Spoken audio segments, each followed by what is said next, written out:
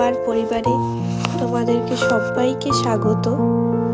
তো পিছনে যে লেবু গাছটা দেখতে পাচ্ছ, আজকে ওই লেবু গাছটাকে একটু যত্ন করব। মায়ের অনেক ভালোবাসায় এই ছোট্ট লেবু গাছে এত ফল এসছে।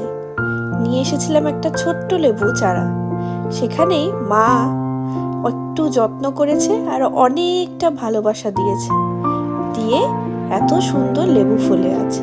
দেখো গাছের প্রত্যেকটা ডালে লেবু ফুলে রয়েছে।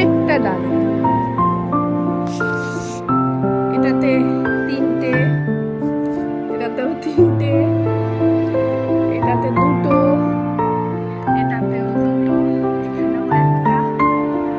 মোট কথা পুরো গাছ ঝেড়ে এসছে লেবুটা। নিজের গাছের লেবু থাকলে পেড়ে খাওয়ার মজাই আলাদা। ফল হয়ে গেলে গাছটাকে পুরো কেটে দিতে হবে। কেন? এখানে পুরো একদম মিলিবাগ ধরে ফেলেছে, মিলিবাগ বা অন্য কোনো পোকা।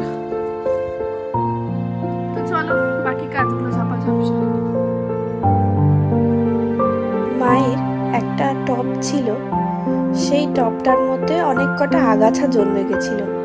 সেই আগাছাগুলোকে তুলে ভালো করে পরিষ্কার করলাম, করে একটা এই যে কন্টেনার আছে, আমরা যে বিরিয়ানি আনি সেই কন্টেনারের মধ্যে কিছুটা ভার্মি কম্পোস্ট, কিছুটা গার্ডেন সয়েল আর কিছুটা কোকোপিট, আর তার সঙ্গে রয়েছে কিছুটা শিমকুচি হাড় গুঁড়ো আর পটাশ নয়, ওটা হচ্ছে তোমার পারলাইট, মিলিয়ে একটা মিক্সচার মাটি তৈরি করবো, একটু ঝুরঝুরে মাটি।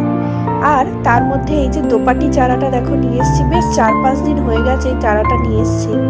এই গাছটাকেই বসাবো, আর আমি ওখানে পচা পাতাগুলোকে ফেলে দিচ্ছি। গাছটা দেখো নুয়ে গেছে অনেকটা, আস্তে আস্তে আশা রাখছি গাছটাকে বাঁচাতে পারবো। আর গাছ জানো তো সম্পূর্ণ যত্নের ওপর নির্ভর করে, বেশি কিছু ডিমান্ড নেই এদের, একটু যত্ন করলেই হলো। আর পর্যাপ্ত পরিমাণে জল আর পর্যাপ্ত পরিমাণে আলো, এই দুটো পেলেই কিন্তু গাছ তরতর করে বেড়ে উঠবে।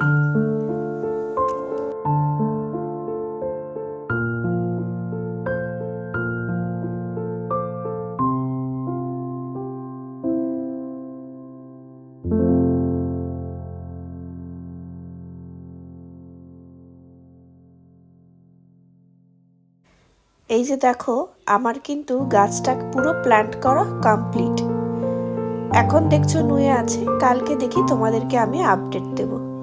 আর গাছ লাগালেই তো হলো না, ছাদটাকেও তো পরিষ্কার রাখতে হবে, সেই জন্য গাছটাকে লাগিয়ে ছাদটা পুরো পরিষ্কার করে দিলাম। তো এই যে এখানে দেখতে পাচ্ছ সিংহনিয়াম রয়েছে, পিঙ্ক সিংহনিয়াম, আর এটা রেড এমারেল, আর ওখানে কুপিয়া রয়েছে, আর এটা তো দোপাটি গাছটা, আর এখানে একটা সাকুলেন্ট খুঁজে পেয়েছি লাগিয়ে দিয়েছি, আর এটা কলিয়াস। চলো টাটা,